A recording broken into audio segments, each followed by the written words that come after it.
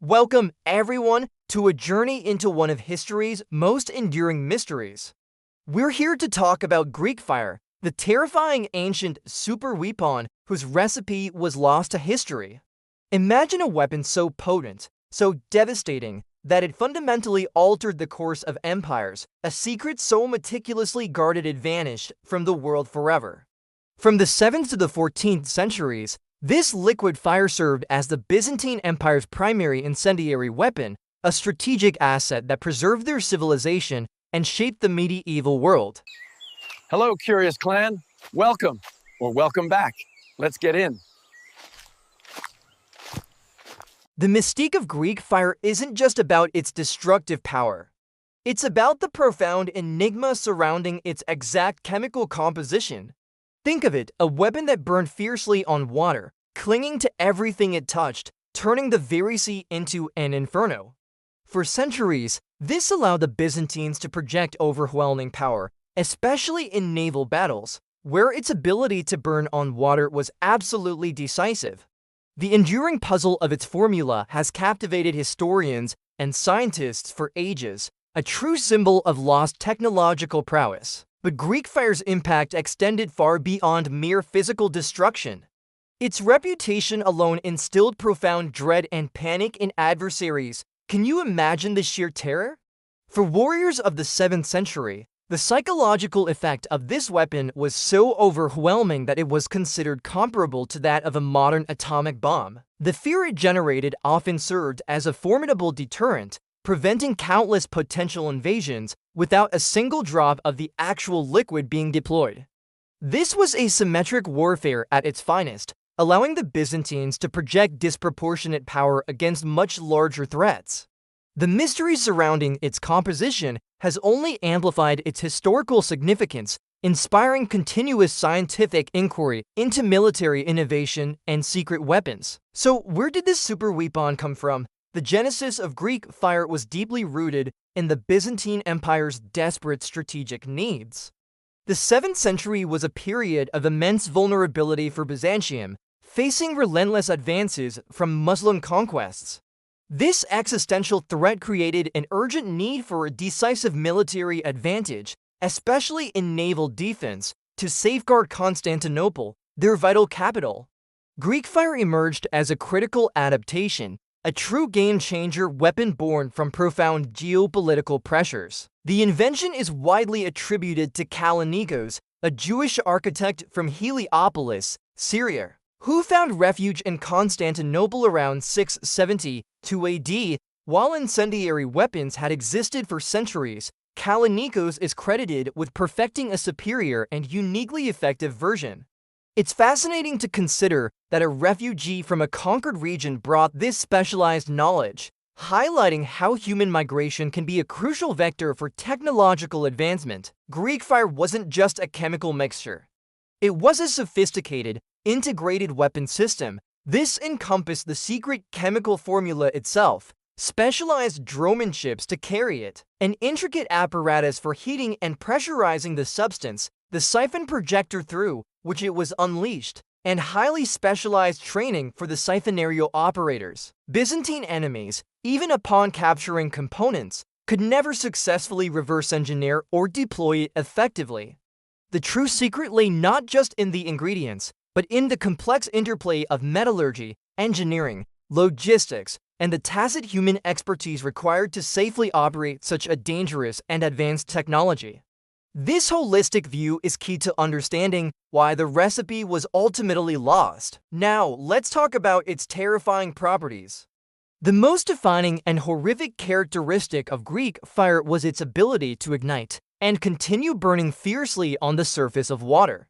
It transformed the very sea into a fiery inferno, engulfing enemy ships and personnel. Unlike conventional fires, water not only failed to extinguish it but, according to some historical accounts, could even cause it to spread further or intensify. Traditional firefighting efforts were useless. Only specific substances like sand, strong vinegar, or old urine were reportedly effective. Imagine the horror. Saracens ran about the flaming decks burning like Roman candles, and those who fell overboard found that even this was not enough to staunch the flames. This wasn't just a list of chemical attributes. It was a synergistic combination of burning on water, adhesive qualities, and resistance to water-based extinguishment that fundamentally altered naval combat. Greek fire was consistently described as a sticky liquid. It adhered tenaciously to everything it touched, much like modern napalm, ensuring maximum destruction. Its discharge was often accompanied by thunder and much smoke, leading to initial theories of gunpowder-like properties. However, modern scholarship rejects this. The dramatic sound and smoke were likely byproducts of the sophisticated mechanical projection system and the rapid, intense combustion of a volatile, pressurized liquid, showcasing advanced Byzantine engineering. The deployment of Greek fire was a testament to Byzantine ingenuity. The primary method at sea involved the siphon, mounted in the bows of their galleys. The unignited mixture was kept warm to reduce its viscosity, then preheated, pressurized, and discharged through narrow bronze tubes in short, powerful, volcanic bursts, a terrifying arcing jet of fire, reminiscent of a modern flamethrower. These streams could project dozens of feet. While the siphon was dominant, Greek fire was also delivered in earthenware pots, acting as grenades, and later, portable versions called chersophona, which was hand siphons, were developed for land-based use in sieges. Greek fire was primarily a naval weapon. Byzantine tactics often involved allowing enemy ships to approach within point-blank range before unleashing the liquid fire. Another formidable tactic involved arraying the Byzantine fleet in a massive line and charging forward, simultaneously firing the siphons, creating a literal wall of fire that was virtually impenetrable. It also proved valuable in defending the walls of Constantinople. However, the siphon system had limitations. It could only be used effectively in calm weather. This meant the Byzantines had a sophisticated understanding of environmental conditions, integrating these limitations into their broader strategic planning. Greek fire was instrumental in defending the Byzantine Empire, a cornerstone of its military strategy for centuries.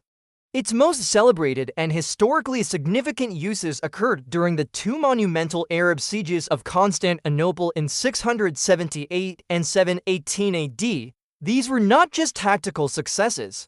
They are widely regarded as a turning point in history, as they decisively blocked the expansion of the Umayyad Caliphate into Europe, allowing European civilization to develop unhindered. Greek fire was a geopolitical game-changer, fundamentally altering the balance of power and ensuring the Byzantine Empire's survival.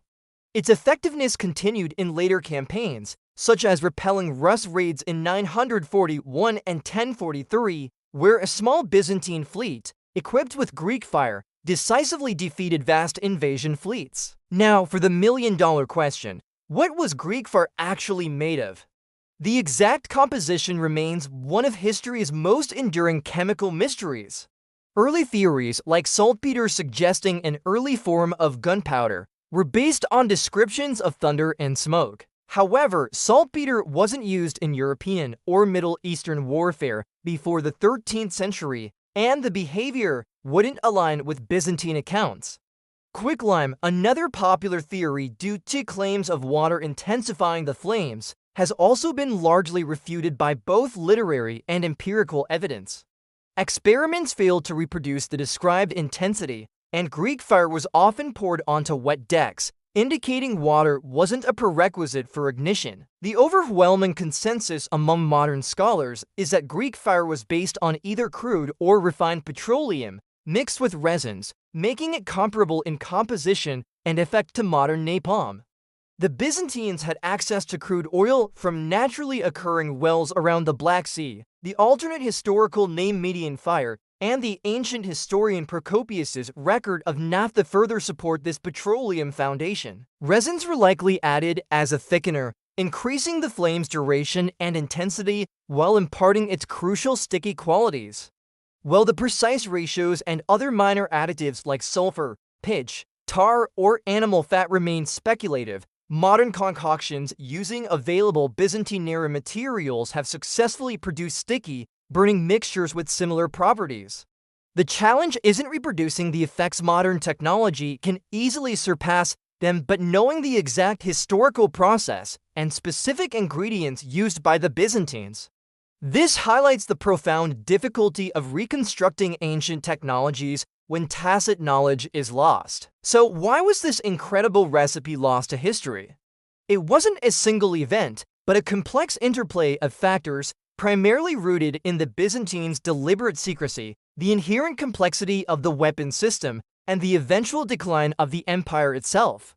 From its very inception, the recipe for Greek fire was an exceptionally closely guarded state secret. Emperors issued strict admonitions, forbidding its revelation, even claiming its divine revelation. This extreme secrecy was so effective that the precise composition was ultimately lost forever. It's highly probable the recipe was never formally documented but passed down orally or through highly restricted, perhaps familial, channels among a very small, trusted group. This reliance on tacit knowledge, without comprehensive written records, made the entire process vulnerable. The gradual decline and eventual fall of the Byzantine Empire in 1453 also played a significant role. Periods of intense political chaos and instability could have led to the elimination or dispersal of the powerful families who held the secret.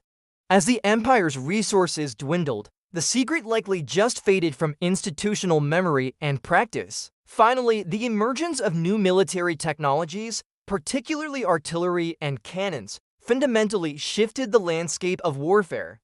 Despite being offered advanced cannon technology, the Byzantines may have been overly confident in Greek fire or simply lacked the resources to invest in new systems. This shift in military technology likely overshadowed Greek fire, causing it to pass into memory and eventually out of mind. The inherent complexity and danger of its manufacture and operation may have also diminished its perceived advantage over time. The loss of Greek fire's recipe represents a complex interplay of deliberate knowledge suppression, the fragility of tacit knowledge, and the inevitable march of technological progress. Greek fire remains a captivating enigma, a testament to ancient ingenuity and the profound impact of a truly terrifying superweapon. Its story reminds us of the fragility of knowledge preservation and the tantalizing allure of lost ancient technologies. Thank you for watching. Like, hype, share, subscribe, stay curious, Curious Clan.